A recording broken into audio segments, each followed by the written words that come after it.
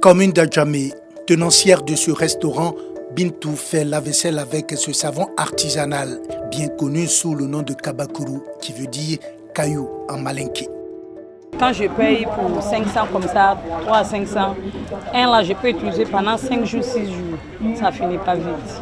Gare routière, précisément ancienne gare de l'entreprise de transport Divo Express. Le lieu abrite l'un des plus grands dépôts de savon artisanal du district d'Abidjan.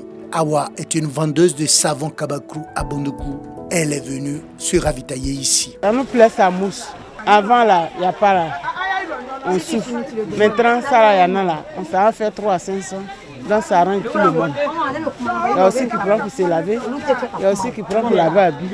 Comme beaucoup de femmes, Aïcha prend les savons chez les grossistes et les revend aussitôt juste devant la gare. Je prends là-bas 3 à 500, je les revends à 200.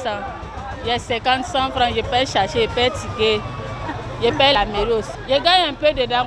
Chaque semaine, plus d'une dizaine de camions remorques déversent leur déchargement de savon Kabakuru d'origine Divo ici. La localité de Divo a la réputation d'être la plus grande zone de fabrication du savon Kabakuru en Côte d'Ivoire. Toujours sur la piste de la filière de ce savon artisanal, nous mettons le cap sur la capitale du Lodjibois, Divo, chef-lieu de la région du Lodjibois. Localité bien connue pour ses nombreuses unités de fabrication du savon Kabakuru. Bienvenue sur ce site de fabrication, à la sortie de la ville, vers la Kota. C'est le calme plat. Mais pourquoi? Après la fête du Ramadan, il faut attendre parfois plusieurs jours pour que l'activité atteigne sa vitesse de croisière, nous répondons. Diabaté travaille ici depuis 2 ans. Elle se prépare à commencer la fabrication.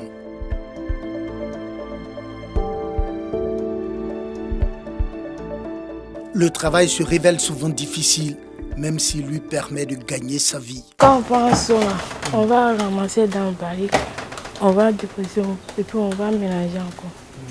Ça, c'est un peu difficile. On gagne l'argent dedans, 2000 par jour. Même si ce n'est pas vraiment la bousculade aujourd'hui sur ce site, les traces d'intenses activités humaines sont omniprésentes. Juste à côté, c'est la préparation de l'huile de palme, une phase importante de la fabrication du savon Kabakuru.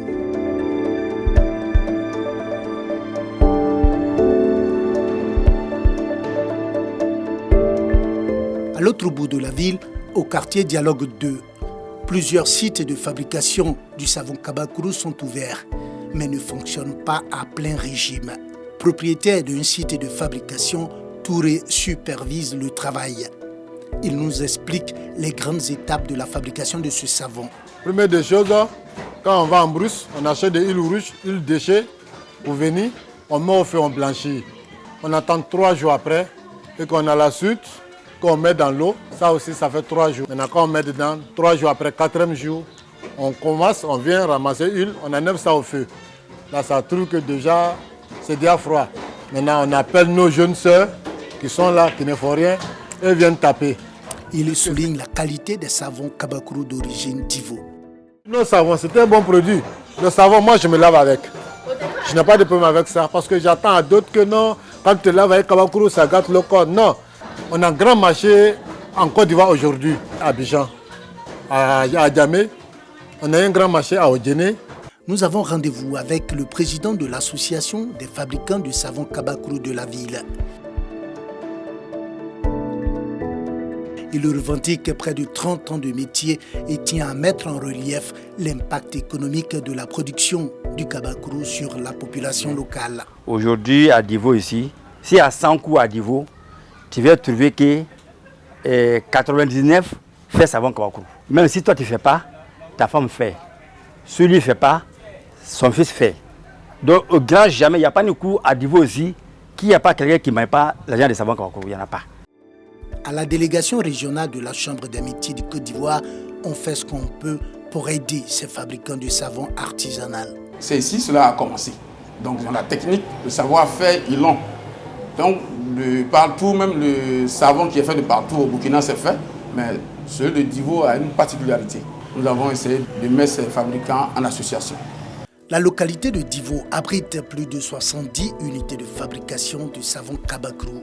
Selon le président de l'association des fabricants du savon Kabakourou de la ville, il plaide par ailleurs pour l'encadrement et le financement de ce secteur.